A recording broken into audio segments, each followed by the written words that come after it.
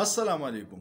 زه منیس خان او تاسو وقتاً فوقتاً په مختلف ایشوز باندې زما ویډیو ګورئ، خو نن درته یو ډیره اهم ویډیو کوم، دا پوره وګورئ او دا درته خواست کوم چې دا ډیره شیر کړئ، ځکه چې دا د انسانیت په موضوع ده.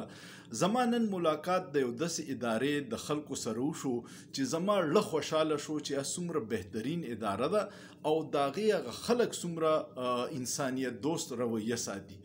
د دې ادارې نوم دی ریجنل بلډ سنټر او داسې ادارې په پاکستان کې تقریبا 15 دي. د جرمن حکومت جوړه کړې وه او بیا چې اپریټ کا نو بیا یې حکومت پاکستان ته حواله کړه. دا د وینې ریلیټډ ټول کارونه کوي او د دې اغراض او مقصد څه دی ما وی چې نن درته دا تعارف کوم. د دې ادارې په پیښور کې په حیات آباد کې یو ډېر ښکلی شخصیت، یو ډېر ټیلنټډ ډاکټر نور صبا چې کم هیماټالوجسټ ده او د دې ډایرکټره ده، هغه انچارج ده او ورسره نور سټاف هم ډېر کوآپریټیو دی. ډاکټر اعجاز د دوی سوشل موبلایزر دی. د دې ادارې کار څه دی؟ د دې ادارې دا کار دی چې د څومره هسپتالونه دي غټ په پیښور کې، د دوی ته د وینې ضرورت، د بلډ ضرورت پوره کول چې کم مریضانو ته د اپریشن دوران ضرورت وي یا نور اکسیډنټ وشي او هغوی ته د وینې ضرورت وي، نو د دې ادارې نه ورته هغه وینه سپلای کیږي. د ادارې ته وینه دوه طریقو سره راځي. یو خو دا ده چې د چا مریضي د هغه رشته دار راشي، دوی له بلډ ورکي او په بدل کې چې کم بلډ ګروپ یې پکاري اتی یوسي. او یو هغه خلک دی چې کم ولنټیر راشي، رضاکارانه راشي چې یاره زمانه بلډ والی او کم ضرورتمند مریضي هغوی ته یې ورکړي. خو ټوله دنیا کې د ولنټیرز ریشو ډیره ښه ده او پاکستان کې بدقسمتۍ نه اویرنس نشته، پوهه نشته. نو دلته کې د دې رضاکارانه خلکو تعداد ډیر کم دی. دا تقریبا د آبادۍ د 1% نه هم کم دی. وینه ورکول یو ډیر صحتمند اکټیویټي ده. ډیر خلک د دې باره کې په غلط فهمۍ کې مبتلا دي. ماهرین وایي چې ته کله وینه ورکې نو ستا په رګونو باندې پریشر کم شي او ستا ته د 80% پورې د هارټ اټیک خطره کم شي، د فالج خطره دې کم شي. بل دا بلډ زموږ په بدن کې روزانه په کروڑونو سیل جوړیږي نوي او زاړه ماتیږي، دا اسیم زموږ نه ځي. او یو صحتمند سړی چې وي په کال کې د 3 نه واله 4 پیرې پورې بلډ ورکولی شي. نو د وینې ورکولو نه یریدل نه دي پکار.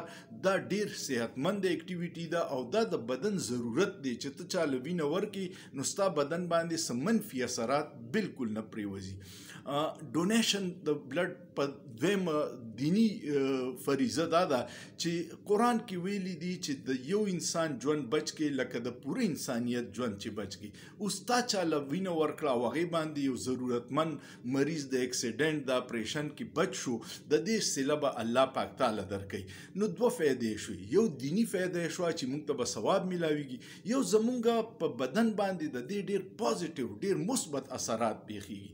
دغه ادارې ډایرکټر نوري صبا ډیره یو ټیلنټډ ډاکټره ده، ټیم یې ډیر زیات ښه دی. هغوی زه بریف کړم او ما ورسره دا واده وکړه چې انشاءالله ستاسو دا پیغام به زه ټول پاکستانیانو ته رسوم او هغوی به په دې کنوینس کوو چې راشئ وینه ورکئ چې د ضرورتمندو مریضانو فایده وشي او ستاسو صحت هم ښه پاتې شي.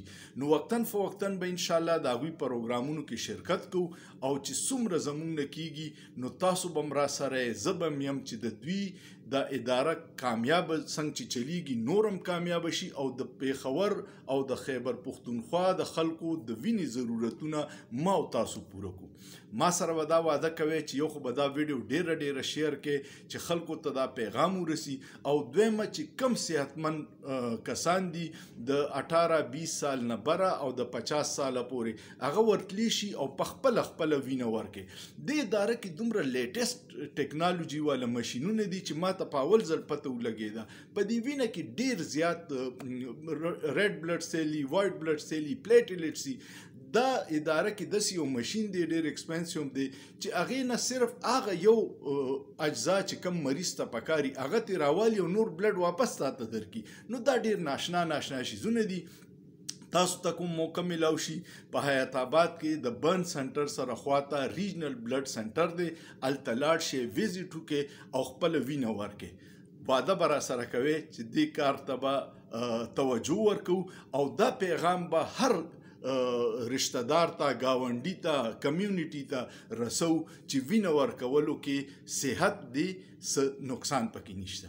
امید لرم ستاسو به ویډیو خوښه شوي ډېر شیر کې چې دا پیغام ډېرو خلکو ته ورسي. شکریہ.